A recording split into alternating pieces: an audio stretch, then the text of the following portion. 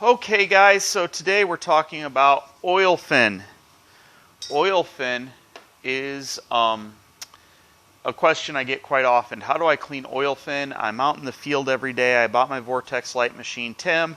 I'm having issues with it. Well, the first thing and foremost thing you are going to want to do is, because you bought a Vortex light package, you're going to want to watch the videos that came with it first and foremost. You're going to want to take advantage of that knowledge. Get this manual printed out, put it in a binder. It came with it. It's going to teach you the basics. Now, it won't replace a classroom, but it will help you out. So we're going to talk about identifying olefin first and foremost.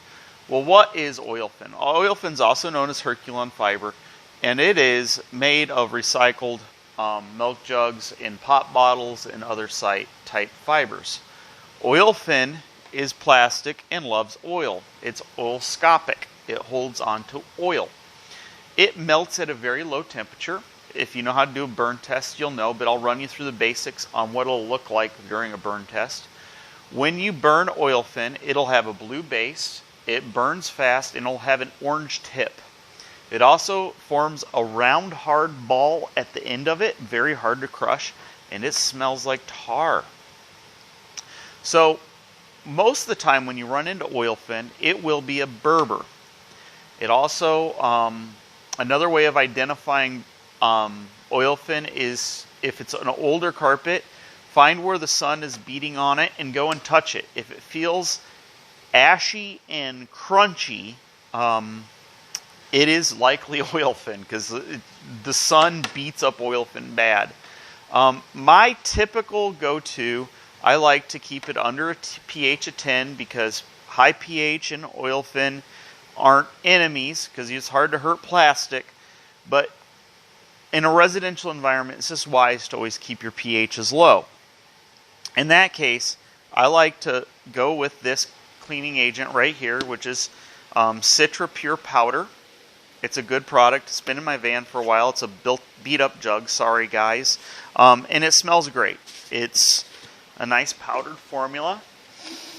Smells like oranges. Wow. Light reminds me of Florida. It's either... Okay, it reminds me of oranges. Don't want to be reminded of Florida. No offense to guys in Florida. I grew up there. It's hot. Then, if you don't want to use that, and you already have some Magic Potion on your truck, I love Magic Potion. It's what I keep in my Hydro Force at all times. Oftentimes, I'm pre-spraying with it, and I'm rinsing with it. It works great. You can add to your pre-spray a little bit of this. It's Rose Solve.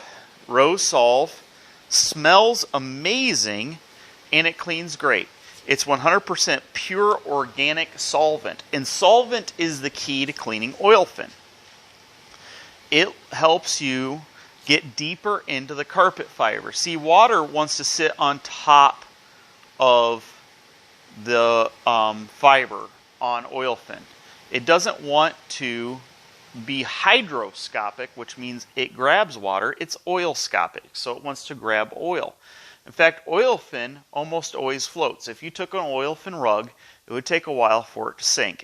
You threw it on top of your swimming pool, it would sit there for a minute and just want to float because it floats. So, you know, olefin is pretty tough stuff, but it also hates the sun and it gets a pattern. It likes to crush toward the direction of walking. So you want to make sure that you add some solvent to it that'll help it penetrate deeper down into the fiber, really work into it. Also, it is always dyed carpet. So if you see it in a different color, it's not super common. It's almost always a tannish color, always Berber, always speckled. It's always dyed. So on that, you know, you're going to want to make sure that you use a solvent to help it to penetrate down. That'll help break those oils off. And olefin can be stained from oil very easily. It can be permanently stained through traffic and oil. Improper cleaning techniques. I've seen guys use tremendously strong cleaning agents and not properly rinse them, and then they get other issues with their olefin than just the oil. The oil is often really pushed on olefin because olefins love oil.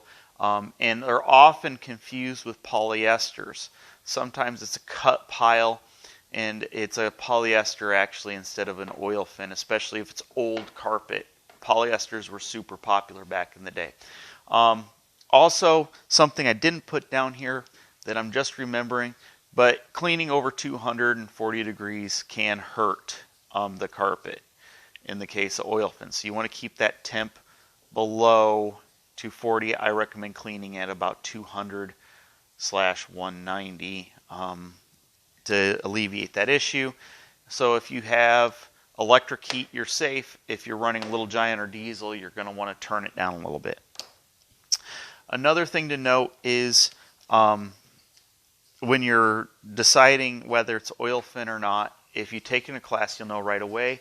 But olefin, there's different tests that you can use to determine what kind of fiber it is, as far as an acid test or the liquid tester.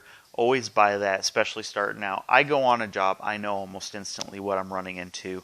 And because I almost always just keep this product in my pump, in my hydroforce, I'll just add a little bit of citrus, CitraPure or Rose Solve to it to bump up the cleaning strength a little bit, to add those solvents. And I always, pretty much my go-to rinse agent right now is this trashed gel, which is pretty incredible stuff. The reason I like it is it already has CitraSolve in it.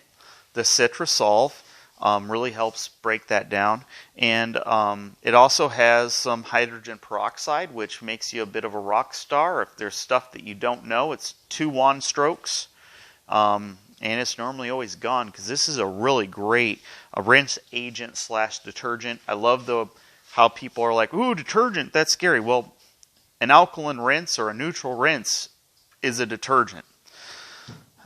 Drives me nuts. The term rinse really irritates me. The only thing that, anyways, anything you put in your solution line is rinsing the carpet. The other thing is that you want to leave the best customer impression possible, guys. How do you leave a good customer impression? You show up on time, you look clean cut, you behave in a proper manner, you're the owner, you have all that going for you. Then when you leave the job, it needs to smell like you cleaned the carpet. How do you make it smell like you cleaned the carpet? All these products smell great. This smells great. This smells great. This smells great. And the CitraPure smells awesome too. Well, how do you take it up to 11? You put some of this in there. Fresh and clean. Look at that. Very little. Less than a half a scoop on that job. No matter whether it's olefin, nylon, whatever it is, it doesn't matter. It makes the customer smile. When they're smiling when you're done, they're not calling you back because they have an issue. Especially if you know your stuff. You went through and you said, well, ma'am, I completed a burn test, and because of the way the flame looked and the fact that it had a bald tip that was really hard, I know that it's olefin. I'm going to have to add a little bit of solvent to try to get this carpet clean, but sometimes it's permanently stained. I'm sorry.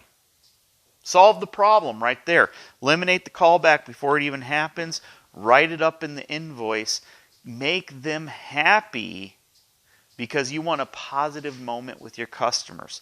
Knowledge gives positive moments. If you bought a Vortex Light package, guess what? You're going to give them positive moments because it's the only cleaning packages on the planet that come with education. The videos that came with it are brilliant. This manual is amazing. Is it free? No. It can't possibly be free. It came with it. It's a manual toward your business. This operator's manual, for when we were training, this manual, if you were a franchise owner and you wanted a training manual to train your techs, they charged $1,000 for it. And it came with 2 VHS cassettes. Scary, huh? So, anyways, and it didn't come with all the schooling that I received by bouncing around to all these different places. They would send us to Bain Clean and all that. It was just fun. Well, on that note, I'm going to let you guys go. Please rate, comment, and let me know what you would like me to make videos on. Let me know what other fibers you would like me to cover. A quick shout out to everybody that makes comments, especially I appreciate Brown for making comments. He's also big on on education. Big shout out to Dee Dee and Taff, you know, the owners of Magic Wand. They're brilliant. This chemistry is second to none. Customer experience with the Magic Potion is amazing. They love the stuff. The trashed green makes me a rock star. Can't say enough good about it. You guys, please go down in the description, order some stuff, check it out, try it for yourself. You get 30% off your first order. I mean, I can't say enough good about it. You guys have a brilliant afternoon. Make somebody's life better, and have a great day.